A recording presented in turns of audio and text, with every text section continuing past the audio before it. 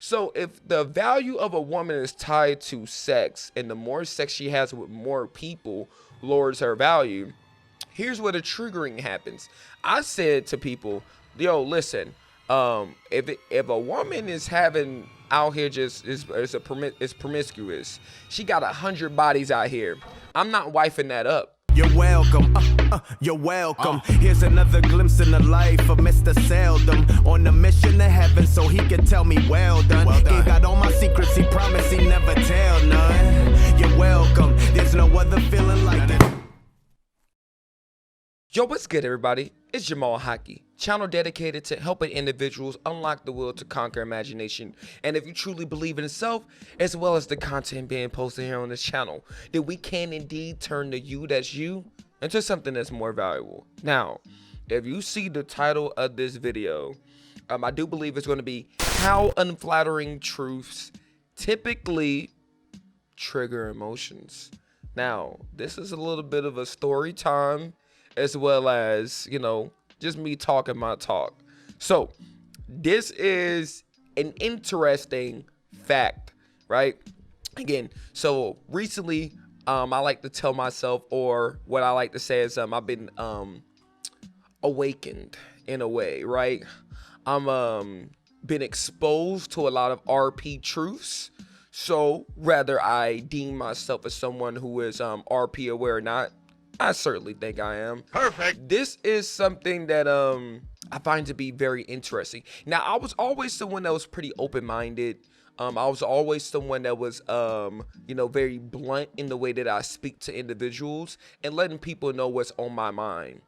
And I was also, once again, someone that liked to operate off logic and reasoning over feelings and emotions, because when you're able to operate within a fact-based reality more than a feeling-based reality, you're able to get your points across very smoothly, whether people respect it or not. And that just goes to show that when feelings gets involved within the conversation, regardless of how many facts that you're spewing at somebody, at the end of the day, those feelings is just going to, you know, just going to overcome them. Get some help. And then their ability to be able to take in the things that you're telling them, it's not going to fully resonate with them. Because while you're arguing from a stance of facts, logic, and reasoning, the person is simply going to be responding back to your facts, reasoning, and logic with feelings. I feel like this, I think this, or who hurt you? Who hurt you? Who hurt you? So you're going to get a lot of those type of things. So reason why this is important. So let's use examples, right? I'm an example guy. Let's use a story. So reason why I want to talk about this particular topic, of course, we can easily get into things that are like rooted in reality. You know, when you're bringing up things based off of the topic and the story that I'm going to share with you guys, when you're bringing up things about gender inequality, or like the inner dynamics between like men and women, like the differences between the two and things of that nature, you know, the advantages of what a female has versus what a male has, you know, even no matter what facts you throw out or statistics you throw out or studies and research that you throw out to support your claim, people are going to typically argue in bad faith because they hear something. It could be a simple word. Let's say, for instance, the word, I don't know, submissive, submission, things of that nature, starts to trigger something within the brain, right? For unknown reasons, and people don't know why, but yet when it does, they then turn into this ability to argue in bad faith. You don't want to continue in a conversation like that, and you definitely don't want to continue talking to a person like that either, at least for that moment. So let's use an example really quickly, right? So I was over my homie's house, and literally we were just, you know, talking our talk, and we were sharing information. It was a topic pertaining to sex, and you know, whether people are having it, you know, Just being kind of open and blunt about it. Why people are not talking about it as much as they need to talk about it, or what's the ability for people to be transparent with another person talking about a subject of that magnitude, and how soon can they talk about that, right? So being in situations where you meet another person and you're like, hey, hi, my name is Jamal. Listen, I like sex. What about you? Of course. So that could be an example right there. I'm not saying that applies to me, but the transparency of letting people know what you like and what you don't like. So eventually the conversation starts to get into things in relation to like the dynamics of, men and women, typically what happens on like a balance of probability when they encounter a certain sex. And so that's when I thought it was an appropriate time to kind of bring up the importance of the differences between men and women, right? I think one person expressed the fact that, again, this person was a female, and they expressed the fact that they was spinning plates. And if you don't know what spinning plates is, they were talking about how they was dealing with two different men. One of the men that they were dealing with, they haven't had any sexual intercourse with them at all, and they've been dealing with them for 3 weeks. What does that tell you? Well, she did reveal some information within her truth. She did reveal some information within her story. Basically the man wasn't assertive enough. The man wasn't this, the man wasn't that, right? So I asked her, so if you want something, how come you can't initiate it? How come you didn't bring it up? No. The PC answers, the runaround and things of that nature, right? Now we're about to start exposing some people and getting into some truths really quickly, right? Oh! When we get into these conversations and talking about like, why this, why that, why do women typically are not as transparent or open about their, their promiscuous behaviors or the mindset behind sex and things of that nature, right? Because at the end of the day, in terms of sex or a woman's ability to be able to, I could say, have sex, because again, human beings, we are meant to procreate and things of that nature, right? So for a woman, her value is inherently kind of tied to her sex, if you understand what I'm saying, and how to kind of fully explain it, right? Eggs are expensive. Perfect. That's the greatest way to kind of fully explain this, right? Eggs are literally expensive, but sperm is cheap, right? A woman, an egg, one a month, right? That one egg. In terms of when she has the period, especially if it's regular, and then about midway through that cycle, that 28-day cycle, right? She starts to ovulate. Right, the egg is doing its thing, right? Kind of like waiting for the sperm to come, but sperm, once again, is cheap. It only takes about, it would only take approximately about 100 to 150 men to impregnate the whole entire earth. So what does that tell you, right? That already tells you a little bit of difference between men and women to that regard. So once again, with sex in terms of tied to a woman's value, another thing to also focus on is that when it comes to sex for a woman, it's easy. A woman can literally go somewhere outside a grocery store, a electronic store, the mall, you name it, and she can say, huh? She will still be able to get as many men as she wants, or as many men who's able to see the craziness of that woman. Let a guy do something to that regard. A guy can show up nice and all this and that. It's not the same degree. So men are operating on things where they have to play on hard mode versus women are playing on easy mode. Now, why am I saying these things, Jamal? Jamal, why are you saying these things? This ties into my point in terms of how unflattering truths typically trigger emotions.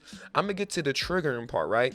Now, since I'm saying sex in terms of sex for women is tied to their value, what that means is the more sex that they have, or the more, I could say, bodies they accumulate, or the more people they are with, it lowers their value.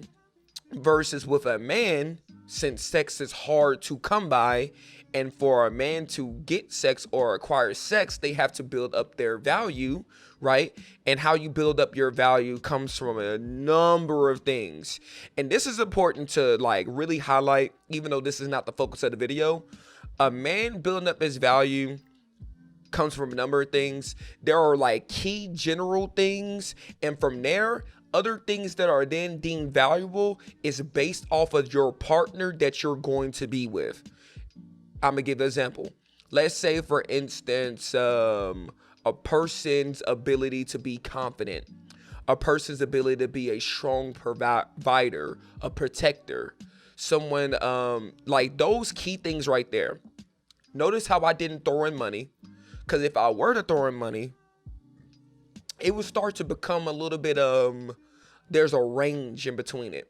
The main reason why I want to say provider instead of the number or the amount of money is because maybe for the partner that you're with, making, let's say for instance, 40,000 is something that is good enough for her, and she deems that to be high value or a high enough value. And that's why it's important that if you have like those other key things in terms of leadership, confidence, in terms of maybe like your ability to be able to network, status, and things of that nature, those things are just as important or even more important than the amount. Now, you can't be broke, so you got to have some level of money. So that means that all those things I just listed, a man has to build that.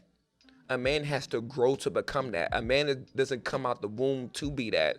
But for a woman, her value is tied to her sexual agency, her just the fact that she's born, and she's inherently born with value. Now, there's other things that a woman can do to build, to become more by working on self. And that's the importance of just being human in general. When you want to become better, you put the work in to be better, to become better, right? It doesn't, like what I'm saying right now doesn't just mean that a woman is born and then she just exists and then she can do anything that she wants. No, what I'm saying is there's a head start that she has. Right? A woman is born with $1 million up front in terms of the inheritance, but a man has to go out and earn the $1 million. So that means you can get more money. It's just that you got a head start and you got your money up front. You following me? Oh! Back to the triggering thing. So if the value of a woman is tied to sex, and the more sex she has with more people lowers her value, here's where the triggering happens. I said to people, yo, listen, if a woman is having out here just is promiscuous, she got 100 bodies out here, I'm not wifing that up. And everybody went crazy. Again, this is a story. This actually happened. Everybody went bonkers when I said that. But here's what didn't happen. People didn't let me get to the point where I was able to explain why. They focused in on the 100 body count, right? They focused in on the fact that I was judging a woman for the fact that she was with 100 different people. But what they didn't identify and recognize, what I was trying to point out, is the mindset it would take for a female to want to be with 100 different people. See, women are already sexually selective as is. So if a woman technically on a balance of probability, regardless of the instinct to want to have sex, women are technically selective, and this is proven based off studies, based off research, and based off studying of the brain, right? If a woman is selective and she's with 100 different people, what does that tell you about that woman? That woman doesn't really care. The woman is not good in terms of pair bonding, in terms of building for a future, because she's thinking to herself, again, eggs are expensive, that I can go out and have my fun and do all the things that I want to do in this block of time. But when it comes time to, I'm 30, now I want to settle down. That doesn't make sense. In what way and shape or form does that make sense to people? Let's say, for instance, I meet a woman. Again, this is not a real scenario. I am happily engaged. I have a woman already. But let's say, for instance, I wasn't engaged and I meet a woman and then we get to talking or whatever. And she like, let's say once again, she got 100 bodies, right? But she's not going to reveal that. That's the thing.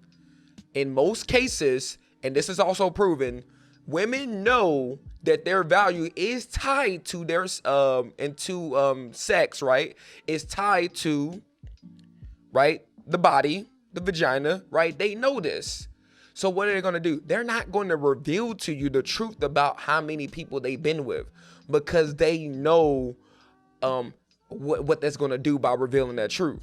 So they're going to lie about it, or just they're not going to reveal the truth at all. So the point I'm trying to make is, if I encounter someone, let's say I'm 30. I'm not 30 at all, but let's say I'm 30. I meet a woman, and then I get to the point where I want to settle down. How much sense would it make for me to invest all my, literally my money, energy, attention, time, my meat? Shouts out to Coach Greg Adams. What's the point in investing all of my meat and slinging it around and investing it into this woman when other people got that for free? Now, I'm not saying you're paying for people, but when it comes to a man being of value within the relationship, especially from a traditional standpoint, that man is investing a lot. Because if you're looking at things in terms of marriage, that is something that you look at in terms of for the rest of your life, right? For the rest of your life. And that's why some people have in their heads like, I don't want to get married, because they know that it may not be a good bet for me to get married, to invest all this money, energy, attention, and time into this person if they're just going to do X, Y, and Z later in the future to me. And that's why it's important to vet these people. You have to vet people that you're with. Both men and women have to do this. This is not just for men. Both men and women have to vet in each other, so they know that when you're investing your money, energy, attention, time, when you're investing all of that, it's not going to waste. That's why it's important. You want to take somebody out on a date? Don't go to a dinner date on the first date. Go for a coffee run, right? Talk. FaceTime the person before you meet them in person. Maybe you may talk to the person on FaceTime and you're like, you know what? This doesn't work for me. This is not it for me. Something about this person doesn't work for me. A lot can be revealed within a conversation. Texting is not enough. You have to be able to engage with people to know what you're actually dealing with. So again, understand how uncovering these uncomfortable truths. Again, truths. I could pull out facts, statistics, and logic and reason and all these things, but yet it triggered a uproar of people because there was a lot of females in the room. And when they heard that, they got upset. Why did they get upset? I'll let y'all figure that out. I'm not going to see all that. But at the end of the day, that's it for the video, man. If you like it, make sure you leave a like for the video. You know, let's get on the algorithm really quickly. Hit the bell to be notified. Sub to the channel.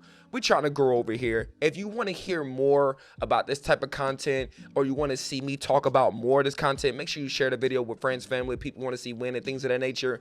And we trying to help people grow out here. Like I said, this is Jamal Haki, channel dedicated to helping individuals unlock the will to conquer imagination. And that's what we're going to do over here on this channel. So without further ado, peace out. It's the act of God. I used to act the fool, but now I act in movies. Actually, I'm just making moves. We still making music. Tell you about my past to secure my future. I'm all in my bag. Flow like a computer. That's a humble brag.